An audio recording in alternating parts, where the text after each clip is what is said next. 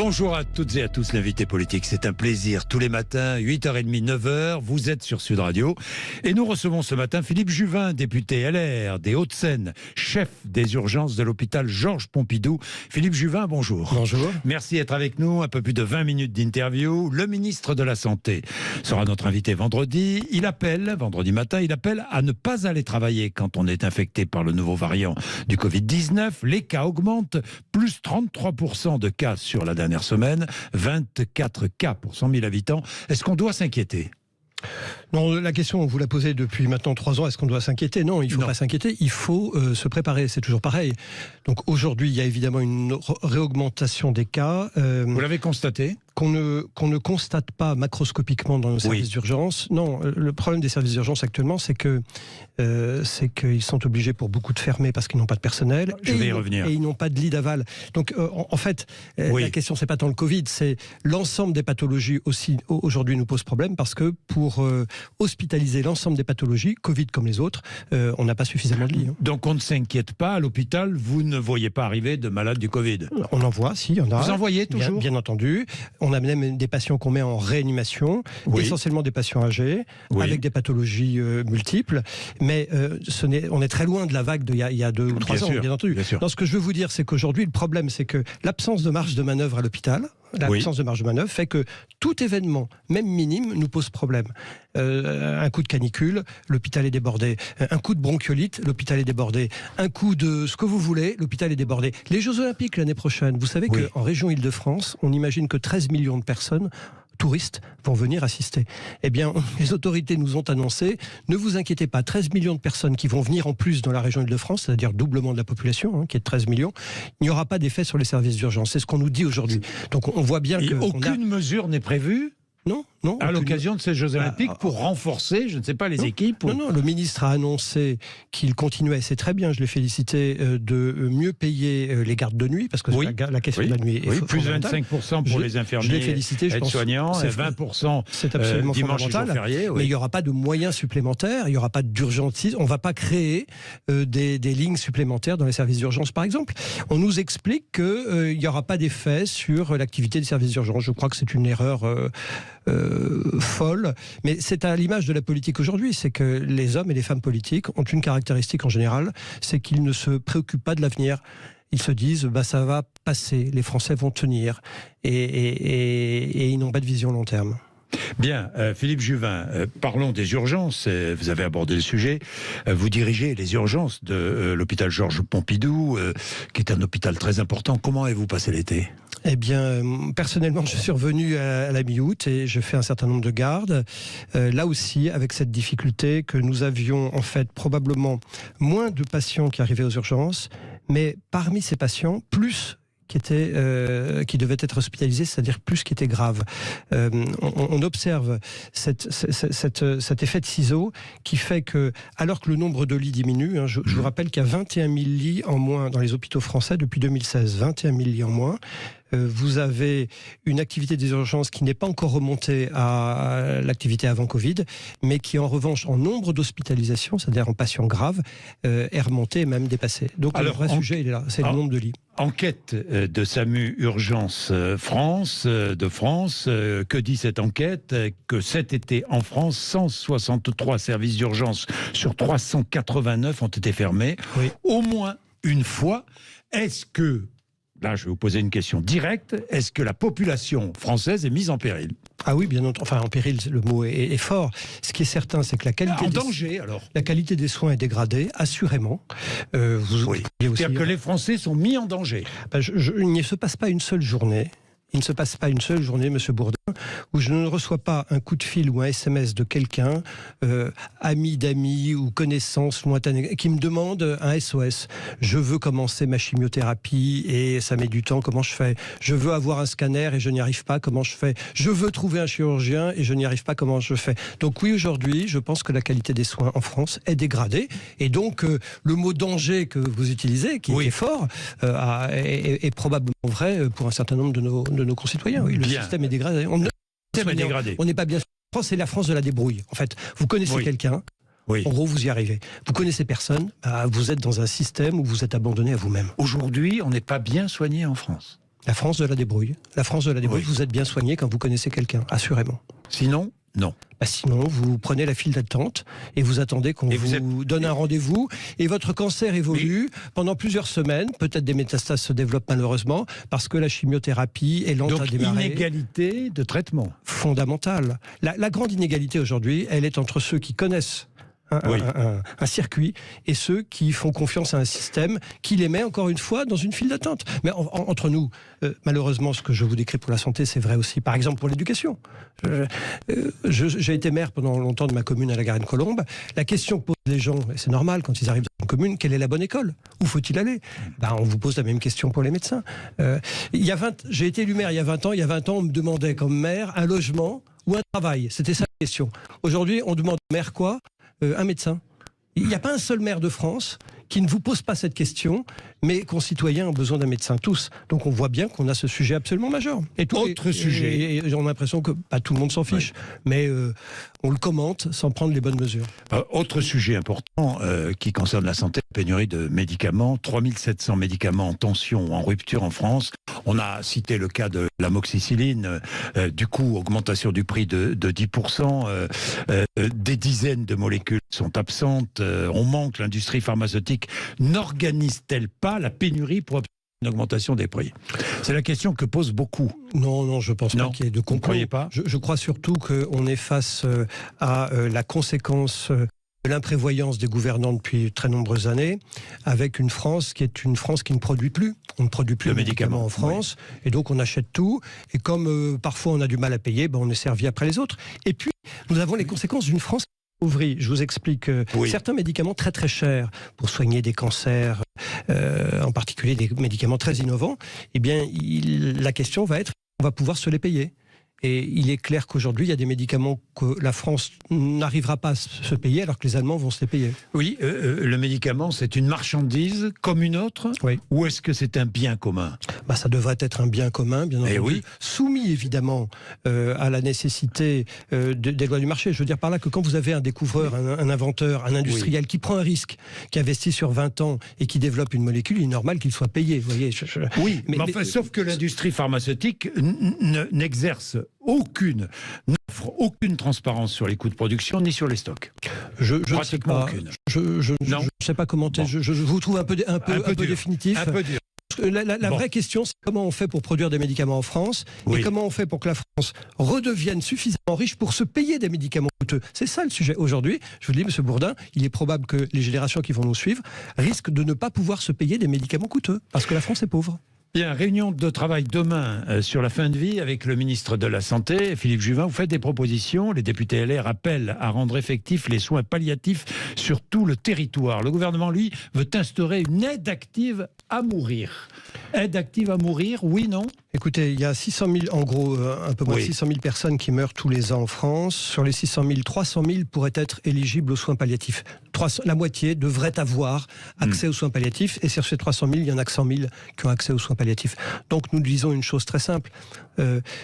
Légaliser l'aide à mourir, alors que 2/3 des gens qui ont besoin de soins palliatifs n'y ont pas accès, c'est un problème parce que je ne voudrais pas à mourir. Se substitue? Oui, soit la solution entre guillemets de facilité, pardon de le dire un peu crûment, et encore une fois, comprenez que c'est un sujet que je comprends parce que je le vis tous les jours, mais j'essaie d'être clair, se substitue au droit d'avoir des soins palliatifs. Moi, dans ma carrière de médecin, j'ai eu beaucoup et j'ai encore des demandes d'euthanasie. Les gens qui viennent, parfois les familles, parfois les malades.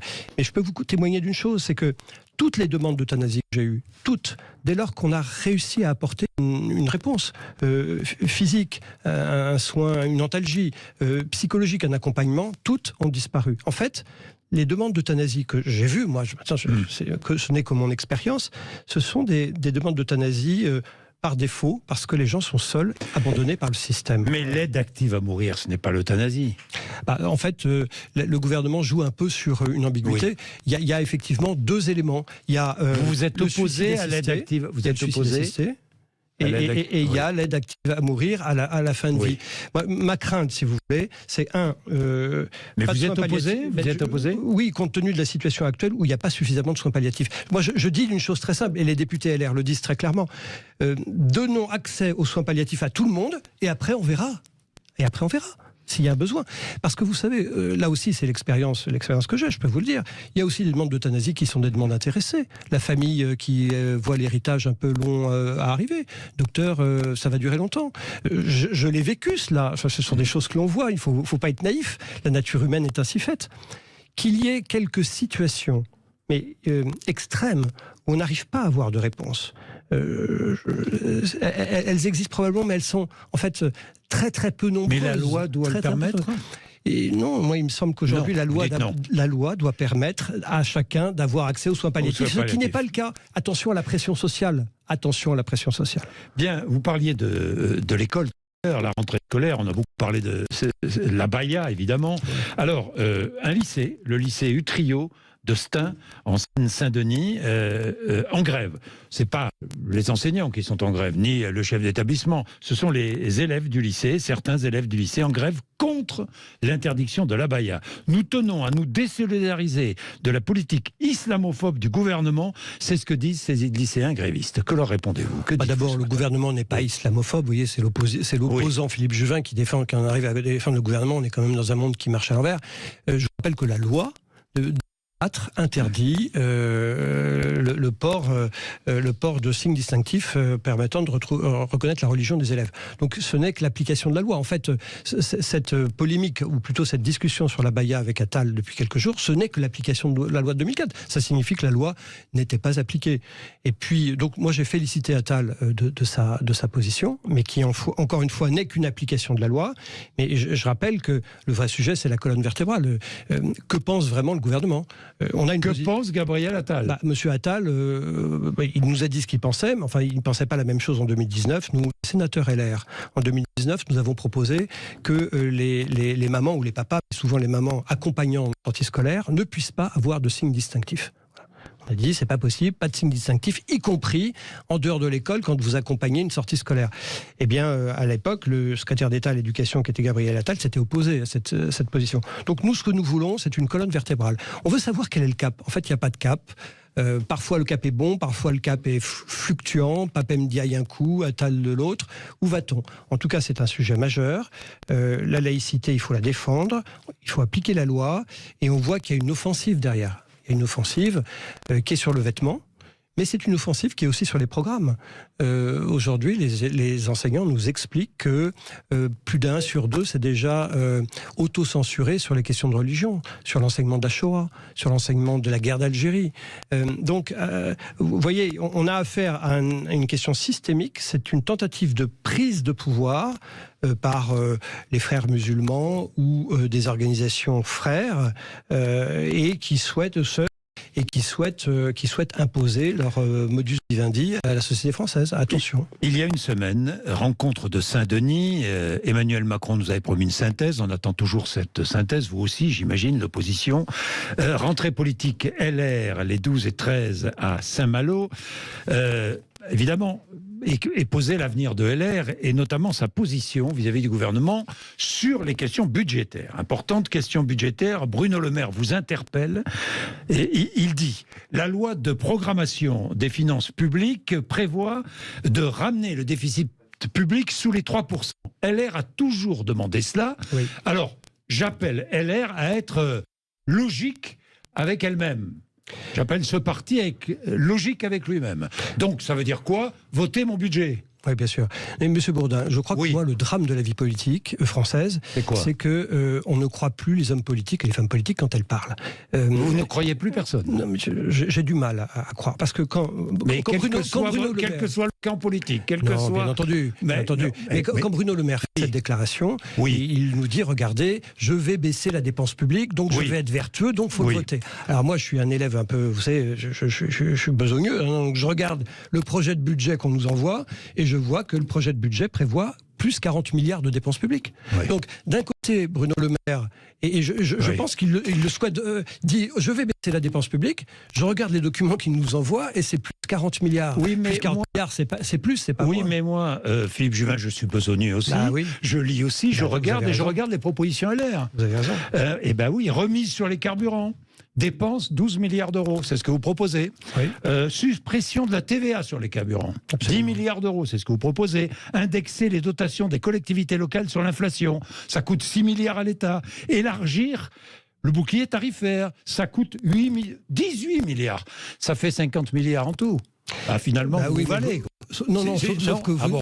Je pense que vous ne lisez pas tout. Ah bon, d'accord. Mais, enfin, nous pensons. Non, mais nous pensons. C'est vrai ce que je dis. Nous pensons. C'est vrai ce que je dis. Ce sont des propositions LR. C'est partiellement vrai. C'est partiellement vrai. Ah bon, d'accord. Nous croyons qu'il ne faut pas augmenter les impôts. Nous pensons qu'il faut les baisser. Trop d'impôts tue l'impôt. Oui, mais ça, c'est ce que dit le gouvernement aussi. Sauf qu'ils ne le font pas.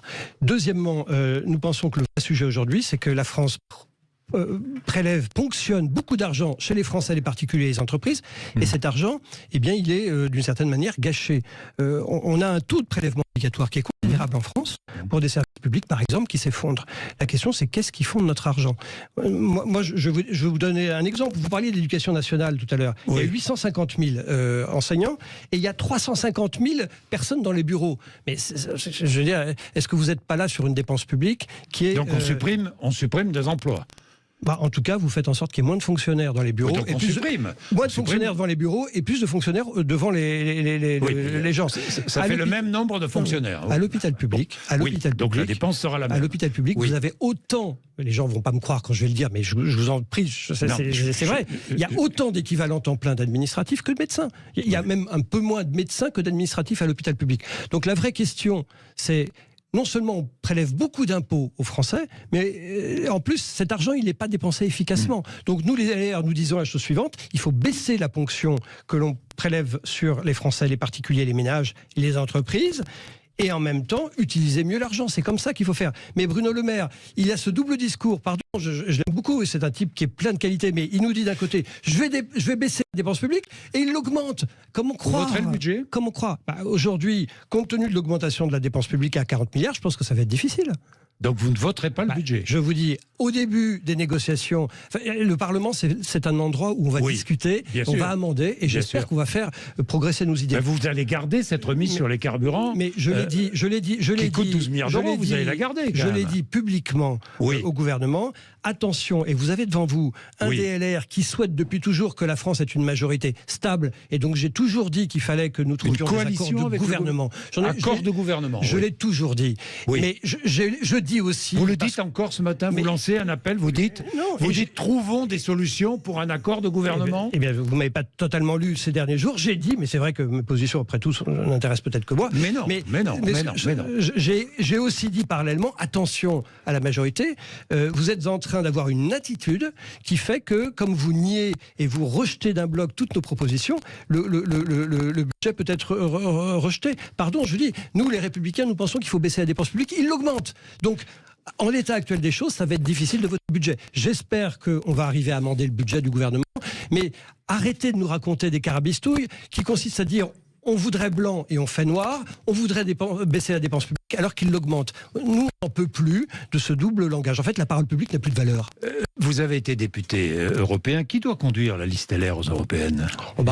Écoutez, je pense que François-Xavier Bellamy, qui l'a mené la dernière fois, a montré qu'il était un très bon député européen dans l'enceinte du Parlement européen. Donc il conduira la liste. D'abord, non, c'est pas moi qui décide. Je suis pas chef de parti. Vous êtes favorable à cela. Moi, je suis favorable à ça. La question des députés, à quoi ça sert un député européen ? Ça sert à défendre l'intérêt du pays. Et moi, je suis frappé de voir que nous, les Français, on fait le contraire de ce que font les Allemands. Les Allemands, quand ils envoient un député européen, c'est une étude de la Fondation Schuman il y a quelques années. Un député allemand reste 3 mandats et demi au Parlement européen. Un député français, 1 mandat et demi. Ça signifie qu'un député allemand, quand il est élu, il fait son trou au Parlement européen et il maîtrise le bidule et le machin. Nous, les députés français, ils arrivent, ils repartent. Donc moi, je pense que quand on a des députés qui fonctionnent, qui travaillent bien, il faut au contraire à rester pour qu'ils influent sur la politique européenne. 2 chiffres, d'abord un chiffre, avant, un premier chiffre, 44% des Français qui pensent que Marine Le Pen peut offrir de bonnes solutions. Vous êtes surpris ? Non, enfin, Marine Le Pen est une opposante, c'est quelqu'un avec laquelle évidemment je ne partage pas tout un tas de thèses, en particulier économiques, mais à partir du moment où le gouvernement est en échec sur tous les éléments dont on a parlé, le niveau de l'école, la dépense publique, les services publics qui s'écroulent, il ne faut pas s'étonner que les oppositions montent. Est-ce qu'il faut un accord pour 2027 ? Je ne sais pas, par exemple, autour d'Édouard Philippe, entre la majorité, aujourd'hui, les LR, je ne sais pas, Édouard Philippe est plébiscité, enfin plébiscité. Moi j'en oui. Non mais on est en 2023. Oui, 2023. Voilà. Vous n'en pouvez plus qu'on parle de 2027. Mais vous vous rendez compte, la France s'écroule de partout, l'enseignement, les services publics, l'hôpital, le machin, le truc. La France s'écroule. La France s'écroule. Regardez. Est-ce que vous pensez que la France s'écroule ? Oui, absolument. Absolument. Regardez le temps long. C'est toujours intéressant de regarder le temps long parce qu'on ne regarde jamais. Bien sûr. Quand vous regardez la richesse par habitant en Allemagne, aux États-Unis, il y a 40 ans, on était quasiment pareil. Le PIB par habitant. Aujourd'hui, la France, c'est 40% en moins par rapport aux États-Unis. Donc la France, c'est... Mais l'Allemagne baisse aussi. L'Allemagne baisse aussi. Nous sommes sous l'Allemagne. Oui. Nous sommes sous l'Allemagne. Nous devenons pauvres, nous devenons une nation qui allons subir. Et c'est vrai que moi, je trouve absolument fou qu'on se pose la question de qui va mener la liste de machins. Est-ce que c'est truc plutôt que bidule ? La question, c'est qu'est-ce qu'on fait pour le pays ? Ce qu'on fait pour le pays, on rétablit les finances publiques, on fait en sorte que l'argent prélevé sur les Français, c'est chose qui n'est pas le cas aujourd'hui. Bien, les finances publiques, les finances de chaque Français, beaucoup ont de difficultés pour boucler la fin de mois.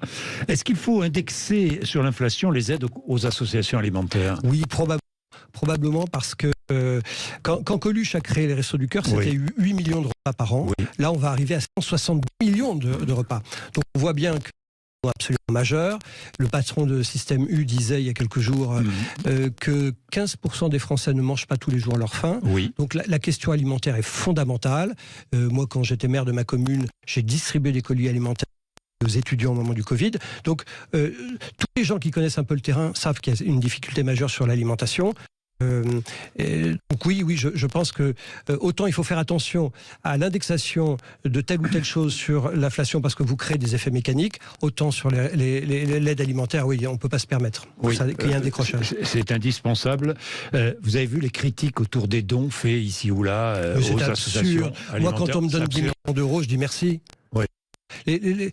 Cette haine du riche, cette haine du milliardaire, d'un certain nombre de gens qui disent Arnaud a donné 10 millions, quel salaud, il aurait dû donner plus parce qu'il ne paye pas assez d'impôts. Enfin, tout ça est absurde. Moi, quand on donne de l'argent, je dis merci. Et je rêve d'une France où il y a plus de milliardaires qu'aujourd'hui. Parce que quand il y a plus de milliardaires, en fait, tout le monde en bénéficie.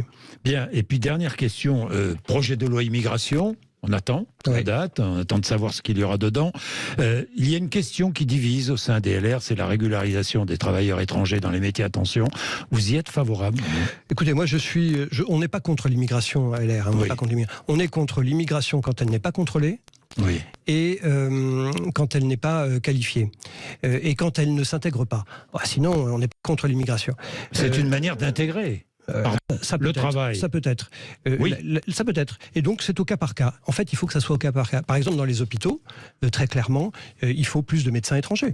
Les médecins étrangers, il y a beaucoup de candidats. Donc, et d'ailleurs, le gouvernement... Donc, on les régularise. Donc, on les régularise. Pour les médecins. Mais c'est vrai qu'il y a des métiers à tension. Mais attention. Il y a des métiers à tension. Oui. Où on fait venir de la main-d'œuvre étrangère parce qu'elle est sous-payée, elle est exploitée. En revanche, ce travail pourrait être fait par des Français qui sont sur le territoire et qui n'ont pas la bonne formation, etc., etc. Donc, ce qu'on conteste, nous, aux Républicains, c'est le caractère systématique. En fait, le gouvernement veut faire de la régularisation massive. La régularisation massive, c'est un signal qui est donné, qui est très mauvais, qui consiste à dire à la terre entière, venez de façon illégale à un moment où vous régularisera. Et ça, nous ne le voulons pas. Bien, merci Philippe Juvin d'être venu nous voir ce matin sur l'antenne de Sud Radio. C'était très intéressant.